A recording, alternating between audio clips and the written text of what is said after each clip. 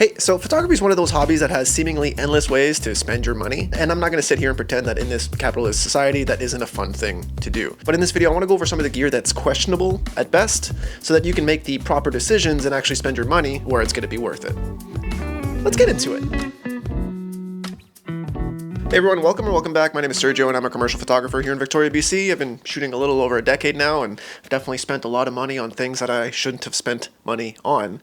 But one of the things that I never really believed in was to not buy UV filters. The reason that most of us get sold on them to begin with is you buy your first big fancy glass at a camera shop and you're like, ooh, do you want to protect it? You can think of it kind of like an extended warranty plan.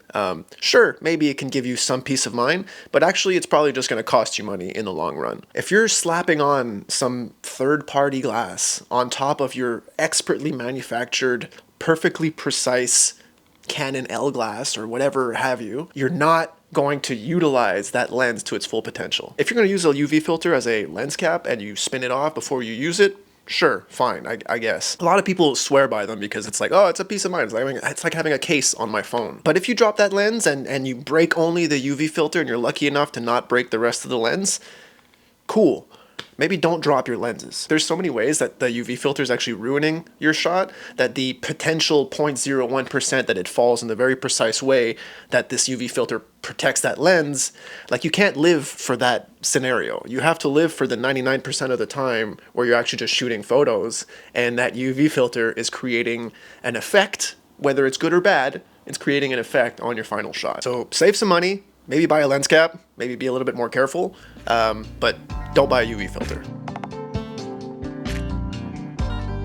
All right, so to be a little bit more neutral, I'm gonna go with tether cables next, because that's something that I personally swear by, and I think that they are very invaluable in my workflow, but they're not necessary. They're not the be-all, end-all of, if I don't have this, I can't get the job done. Sure, there are like maybe 5% of the scenarios, or maybe if you shoot commercial work like I do, where you have creative directors or you have people that are in a different city that need to see the photos as they're happening. Yeah, okay, sometimes you really do need a tether cable. You might get away with like some Wi-Fi cards or some other Bluetooth methods of connecting your photos, but usually the most reliable and the fastest way to do so is with a tether cable. Oh, Bijou wants to come inside. I love them. You might not have them yet, and you're just looking at this as a $100 USB-C cable, and you're like, why? Which is valid, and it's totally fair, because you're right, all you need is a camera, a lens, and an idea, and if you go onto your set, you show up, and you give it your best, it's not having a tether cable that's going to make you some hot shot that's guaranteed to get booked again. If you have a tether cable, it might help you in certain situations, but again, equipping yourself for all of the what ifs and the maybes and the, oh, I might have this, or maybe I'll use it this time, don't worry about it. Just worry about getting the shoot that you want, getting your idea out of your head and onto, I want to say a piece of paper, but maybe like a digital screen at the very least. One of the common themes in photography where you're spending money is just overspending for all of those what ifs. It's making sure you have all of your grounds covered, all of your bases covered, just in case something might happen, might.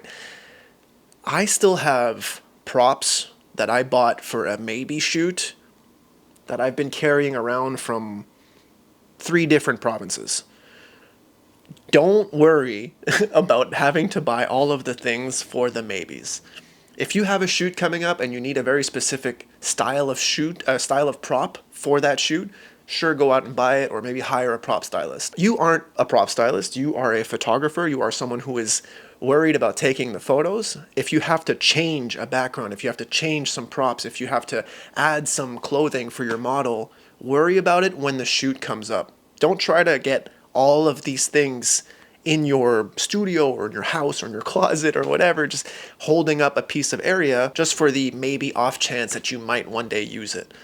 Just go get it when you need it. You don't need it until you'll need it, so don't worry about it now. It's not going to save you any time. It's not going to save you anything. You're just going to be carrying giant tiles or backgrounds or glassware or so many things that I've bought and thought I would maybe use one day, and then it's like by the time I think I might use it, it's like, oh, my style has changed, or the look of the shoot wouldn't fit with this, or the color is slightly off, or whatever. It's like, oh, I guess I should have just bought it when the shoot came instead of in advance, because I'm still going to have to go buy something else when the shoot shows up. I love thrifting. I love finding oddities and little things that might help me in my photo shoots in the future, but it's way better to just go shopping with an actual idea in mind. One of my best friends has this saying of like, you never find anything when you're thrifting unless you go with a purpose. And if you go with a purpose, you'll absolutely find that thing. If you're looking for salt, pepper shakers, you'll find them. But if you're not really looking, sometimes things don't really pop out at you. You have to go with a purpose. And if you go with a brief from a photo shoot that you just booked, now you can actually go and like, okay, I need 50s cottagecore, whatever it is. Brands that are photography adjacent, that see a niche like photography and they're like, whoa, people spend $2,000 on a lens, people spend $4,000 on a lens, people spend $8,000 on a camera.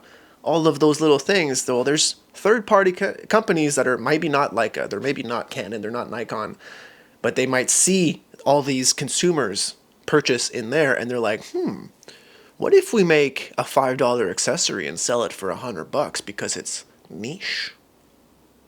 And that's where you get camera straps. That's where you get skins for your lenses. That's where you get little thumb grips, or that's where you get all of these tiny little $20 things, $50 things, $80 things that are 40 cents worth of 3D printed material. It's a cash grab from so many third-party companies that are just wanting to get into this industry. If something feels overpriced to you when you're looking at it, it probably is. We're in a world where everything we spend is very expensive, and all of these third-party companies know that.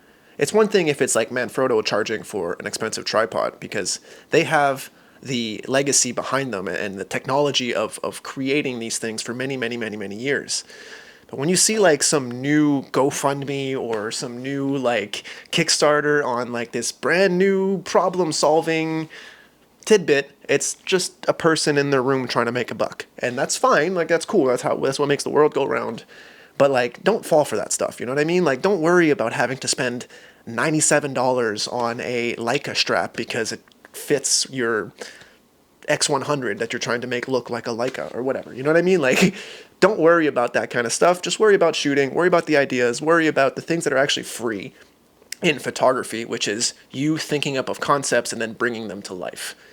That is what you should be spending your money on, you should be spending your energy on, because it's a lot cheaper than some of these straps, to be honest. But that's what you should really spend your money on and your energy on, because that's what's going to progress your photo shoots. It's spending it on assistance and on help and on the stuff that's actually going to make your career move forward. If you guys don't want a video on that, maybe I can do another video on that specifically.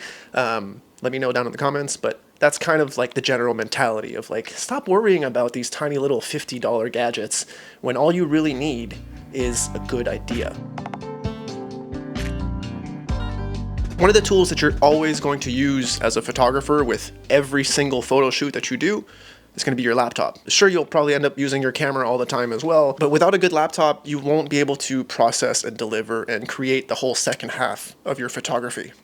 At least nowadays. Even if you shoot film, you probably need to, at the very least, scan your film and then process it and digitize it and share it with your friends.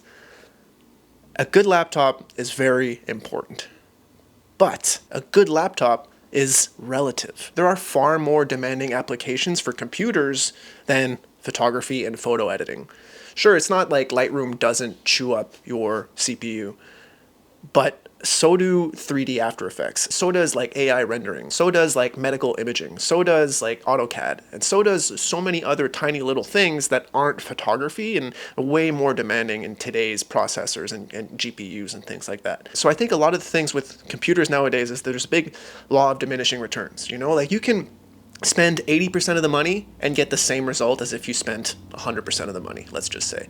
Because after a certain point, especially in photography, we're not utilizing all of those bits and those ones and zeros and whatever it is that makes up computers. I'm sorry to anyone who's actually like a genuine computer nerd. I don't really know that much. But I'm just saying that you don't need to get the most $8,000 laptop that you can get. Just get something good and definitely invest in it, because you'll be using it all the time and it's going to affect your workflow and it's going to affect how you experience your whole photography. But you don't need to get the Max Plus M4 or whatever, you know what I mean? Like, just get what you can afford and maybe splurge an extra 20% so that it lasts a little bit longer. But that's about it. Anyway, I hope some of this was useful to you. A little half head nod there for you guys. Leave a like on your way out, maybe subscribe if you're new here, and I will see you in a couple days. Later.